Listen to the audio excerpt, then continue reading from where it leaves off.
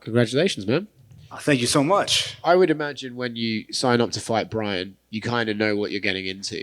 Yeah, I told my coach in the back room, I was like, that's exactly the fight I visualized. Not that I wanted to go through it, but that's what I visualized the fight being like. Yeah. How bad was that third round?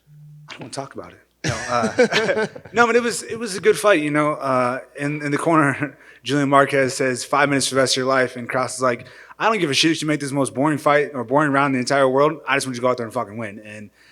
And I thought I did do that, and he's like, yeah, for 30 seconds, the next 4 minutes and 30 seconds was the most crazy round I've ever seen in my life. So it was insane.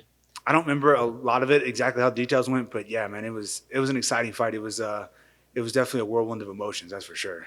Is this one of those fights where like no one wants to get hurt in a fight, right? You want to get out with as perfect performance as you can, but is this one of those things that you can take now and be like, dude, when the fire starts going, I can stay in there and I can still pull through and persevere? Is this a cool thing to take away from this? Yeah, there's a lot, man. There's Barberena's been in this for a long time. He's a veteran in the sport, and that's for sure. He's fought a lot of big names in the sport, and to be able to beat a guy like him really kind of shows that, hey, I belong. Like I've always said, I belong in the sport. I belong in the UFC, but to beat a guy like that really kind of shows that, hey, man, like I'm at the next level of where I thought I could be. You said like, oh, I knew it was going to look like that, but is there a moment in the fight where you're landing big shots and you're like, oh yeah, he's not going anywhere, and you just kind of have to prepare for that? Honestly, I visualized a couple of times like hitting him, and I didn't expect him to drop, and I dropped him twice with those hooks, and I really wasn't expecting him to fall over, and he did. There's a time I got him in a guillotine, and dude, he was gurgling for a good minute. I was like, I got this. I got this. I was like, wait a second here. He's not tapping. Okay, I should probably let go. And then I knew he'd be tired to that, but yeah, man, that guillotine looked tight. I didn't have the right angle. I knew that I was kind of straight onto it, but I could hear him gurgling. I was like, if I put my arms out, I am screwed. And then coming out that third round, I was like, oh shit, we might be in some trouble here. But yeah, it was intense. I'm sure you're going to need some time to heal up and stuff, but is there a date you'd like to get back in there? Yeah, I haven't really thought about that one just yet. But yeah, I'd love to fight before the end of the year at least. I love it. You just had a crazy war, and I'm like, so when are you doing it again? Yeah, you want to go next Saturday? Saturday sound good to you? Like, no. Yeah, I mean, give me a couple months. Give me 3 months, get another fight scheduled. Something I think we're figuring something out. So hopefully soon. How cool would 50 grand be? Look, I said in multiple interviews before this fight even started that this had fight of the night written all over it. And if that last round doesn't say 50 G's on it, I don't know what round this entire UFC does. If I don't deserve 50 G's for that fight, and he doesn't deserve 50 G's for that fight, then I don't know what fight you guys are watching or what fight that they think deserves 50 G's. But show me that fight, because I think we both deserve that 50 G's by far. It's funny, there's been some bangers tonight, but yours is still like the best. So for a card full of bangers, for yours to be the best one is pretty cool. So right. Congrats, man. Yeah, for sure. Thank you. Jason. So you called Thor is still not here, unfortunately. You'll get to see him soon. Yeah. You called for Max Griffin after the fight. What about that fight excites you? I watched his last fight and I thought it looked fun. I thought it looked to be a fun fight for me. I don't call out people. I'm not a person who watches people like, oh, I'd like to fight that fight.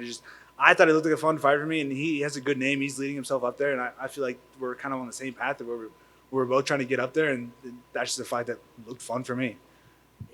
Is there anybody else? I don't know.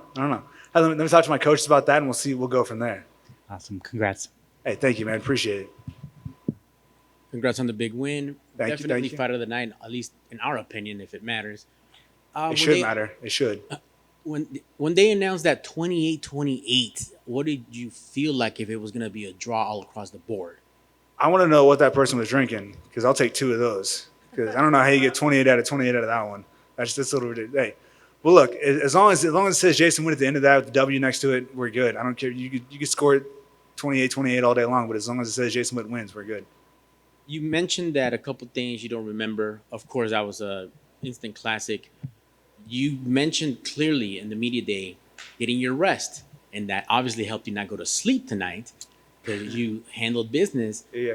Give me a couple of the adjustments, how you felt, how you were able to elevate with that new way of life that you have preparing for fights. Yeah, so if you look at my last fight, I got dropped in 16 seconds. I took 1 shot, and I think that had to do with the weight cut. And, like I said, I'm not taking away from Matt Simmonsberger, but the weight cut was way harder last time, and I cut close to similar amounts of weights this time and last time, but this time was way easier. The weight came off better. I slept better. I felt better. And I think that being able to rehydrate much better and my body being less stressed really gave me a chance to kind of take some shots. You know what I mean? Like my brain was more hydrated. My body was more hydrated. And so I took some big shots tonight. I'm not gonna take that away from Barberena, but I can, with the recovery that I got, with the sleep I got, with the hydration I got, I was able to stick in there and keep fighting for 3 rounds, even with big shots being thrown at me, compared to the last fight, which we don't ever have to talk about again. Excellent. Can't wait to see you back. And lastly, Hustler's Ambition by 50 Cent. Why was that the walkout song? Excellent song, by the way. Okay, so going back to when I used to wake up at 4 a.m., right? I'd always play off my songs by mood. And so I woke up one morning for the Cole Williams fight. I woke up one morning, it's like 4 a.m. I was tired of shit. I was like, I don't want to fucking go to work. So I'm driving to work. Hustler's Ambition comes on, and I would just put me in that mood. I was like, I was ready to go. I was ready to go the rest of the day. And I was like, that's my song choice. And I walked out to the last win for that, and I was like, you know what? That song gets me motivated. I really dig it. It kind of starts off slow and then amps up a little bit, and I'm like, I dig it. Let's go. So I played that song again. Excellent. And then with the potential 50 G's, get rich or die trying, my man. My man, I love that one. That's a good one. Appreciate you guys. Thank you so much.